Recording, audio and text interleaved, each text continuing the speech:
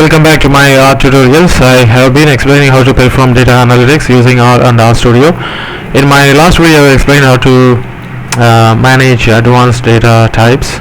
We need one of the data structures or advanced data type or data structures. Different people call them differently. There is a particular data structure called list, or a data type or data structure called list. This list is really very much handy in R programming, because most of the time we use these lists inside user-defined functions, and the other data, matrices and lists are highly useful while writing the user-defined functions. Whenever we output the results whenever we need to output the results of a function, then it is highly advisable to use the lists in R. Now, why do I want?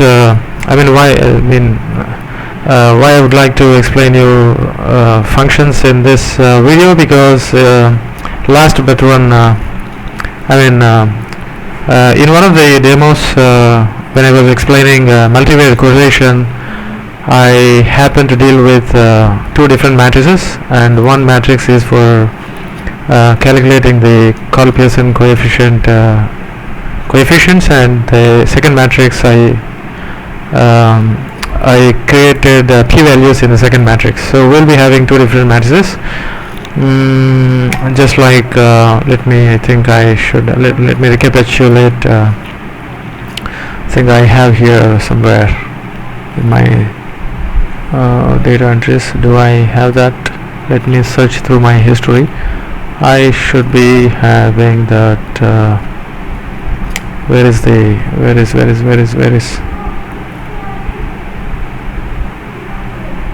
no.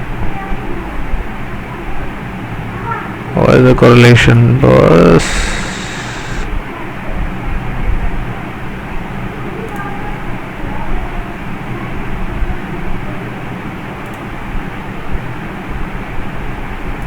I'm not able to trace. I would have done that inside my script unnecessarily. So I have I explained the correlation using two different data sets, that is HDFC and then Axis. So you have to go to one of the video demonstrations where I explained bivariate and multivariate correlation analysis. There actually I did multivariate correlation analysis by using car function HDFS 227 and then Axis 227. Now this particular statement is going to return the Pearson correlation coefficients, but it does not give p-values. Now you see here HDFC incompatible. Yes, my brain is going down. Yes, this is actually the Pearson correlation coefficients. Now in that video I also explained how to interpret these values. These are the row-wise values are HDFC variables, and column-wise variables are Axis variables. Now this is the value between the HDFC open variable and Axis open variable. So I explained everything. Now this is only a coefficient R, which means Pearson coefficient R, but we need p-values. That is very, very important.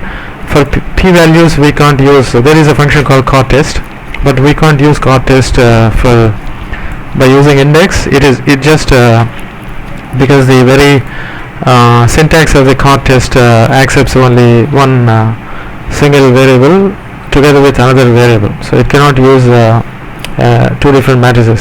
Here you see we have a data frame, HDFC as a data frame, HDFC as a 227 is a data frame. See, we have a few multiple columns both in HDFS and Axis, but in cotest you can't give a data frame, you can just give a variable.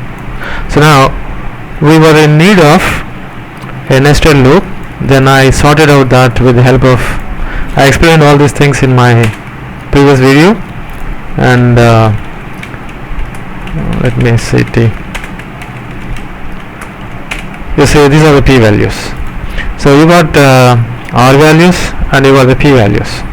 So this is actually the p value for this r value, something like this.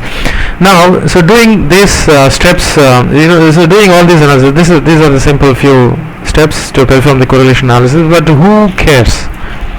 I'm sure that many of you may not be able to follow these steps. But how about creating a unique function? Now, functions are very handy in all. There were actually we require functions. We can convert the entire this code chunk into a single function, and we can enclose all this within a function inside of a function, so that whenever we would like to do some correlation analysis where both coefficients and p-values together need to be written, then we can just simply show that function name so that we can get rid of all these activities. So now I'm going to take to you a function. I already written a function because I don't like to waste my time writing all these statements. I just named that function as a multivariate correlation. Believe me, I did not copy this from anywhere, and this is my I've written this genuinely using my own logic. You can search somewhere, and there may be a couple of packages even, you don't need to write these functions. But the advantage of following this type of preparation is that you will come to know what is correlation, multivariate correlation, both bivariate and multivariate correlations, and apart from that you will also know how to write the functions. So if you are following the packages, you will lose entire, you see, you have an extra added skill. You will come to know how to write the functions apart from doing the analysis. That is what is expected from a data scientist or analyst. Now you see, I developed a functions to perform to calculate these two matrices.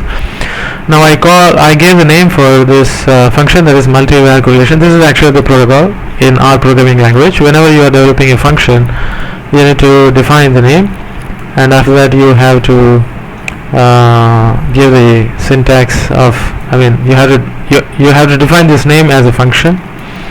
So name of my function is multivariate correlation, and this is going to be the function. These are the input arguments. I have three arguments, that is data 1 and data 2. This function is going to accept two different data sets as usual. Actually, we are performing the correlation between HDFC and Axis. Both of them are two different data frames. Now in this function, what happens? The first argument is going to be the dataset 1 or data frame. Whenever I call dataset, it is a generic name. It refers to both data matrix and data frame. So it doesn't matter whether we have dataset or data matrix or data frame. It is a dataset. Now you have a dataset or data frame as the first argument, and you have a dataset second argument, and the next one is the start call. If you remember, we are not performing the correlation analysis for the entire data frame. We are performing the correlation analysis for, we say here, the first index is 2. So the first one is the date. Obviously it is meaningless to perform correlation between two different date columns. Okay, that is not the interest of the correlation analysis. Now obviously we need to provide an opportunity to the user to mention the start column. So I defined it as a start call. Now the start call is going to be, I create an object called IO. This is an initial, I don't know what exactly it stands for. It is simply an IO. I think index 1. IO stands for index 1 is the start call. That is because here we are going to do first index number, second index number. So the start code is going to be the first index number, and the second index number obviously is we have to obtain that from the dim function. So you refer to my previous demonstration where I explained everything about this dim function. Every data frame has two dimensions, number of rows and number of columns. You see here the second 2 stands for the number of columns. Now in start IO we have the index number for starting column, and index 2 we have the index number for ending column. Now call1, this is just an object which I created, is going to the correlation function. We are going to perform the correlation between the data 1 and data 2, and for this indexes, okay, index numbers. This is the start index and this is the end index, and the end column, start column, end column, start column, end column. Now we have the correlation matrix. Now the COR2, we need to take care of now probability values. As I said, we are going to have two different data matrices. One matrix is for the coefficients and the second matrix is for p-values. Now COR2 is a matrix. Obviously the number of rows and number of columns for this matrix is going to be the maximum, the dimension 2 of the data sets. And now this is obviously, say for HDFC it is going to be 7, something like that. Now this is a nested loop which I explained you in I'm just going to create a container for the entire this code. That's all. And I'm going to replace the variables with arguments. Now COR2 is a matrix, it is a dummy matrix, and now we are going to compute the p-values by using this statement. And all these p-values we are going to push them into this second matrix, and then finally we are going to prune this correlation, this matrix COR2, so that if you remember, actually the first row and the first column are NA values, so we are going to get rid of those NA values. And then finally I am creating a list. This is what I was talking in my previous video. This is very important data structure. I was telling you that we use lists most of the time whenever we develop user different functions in R. So list inside I have COR1, COR2. So here the name of the first matrix is CORMAT and name of the second matrix is PMAT. And now finally return this out. Okay, this list. That is what is the function. So once you finish this function, if you think your logic is okay, then execute this entire code chunk and just control enter, so that you execute R executes just like compiling. Now R has no compiler, it is an interpreter based programming language.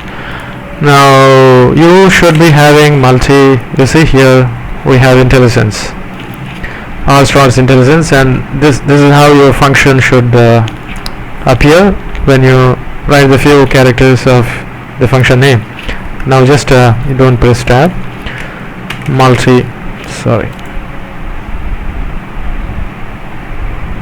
I don't know what's okay. Now so multi correlation. Now we have datasets. Now let us use this function on our datasets. HDFC axis and my start column is 2. So I want to compute. Now when you press enter, you got both of the matrices, so you don't need to execute this entire. So next time your data sets might change but your function remains same. So next time you can change HDFC with some Kotak and axis with some other. You can use HDFC together with Kotak and Kotak Bank, and access bank data with Kotak Bank versus anything like, but your function remains same. This is a generic function where you just have to supply the data sets with any order, doesn't matter, and then you can, this function is going to return the call Pearson correlation coefficients together with the p-values. Now you can do a hell lot of analysis, multivariate correlation analysis with the help of this. So I covered how to calculate, perform the correlation, bivariate and multivariate correlation. I also shown you how to use a peculiar data structure called list inside function. A generic. I also told you how to create a generic function for multivariate correlation analysis by using a peculiar data structure called list. Okay, this is for this video, and if you like my video, press like button. Stay tuned for the new content, and please subscribe to my video channel. Thanks once again.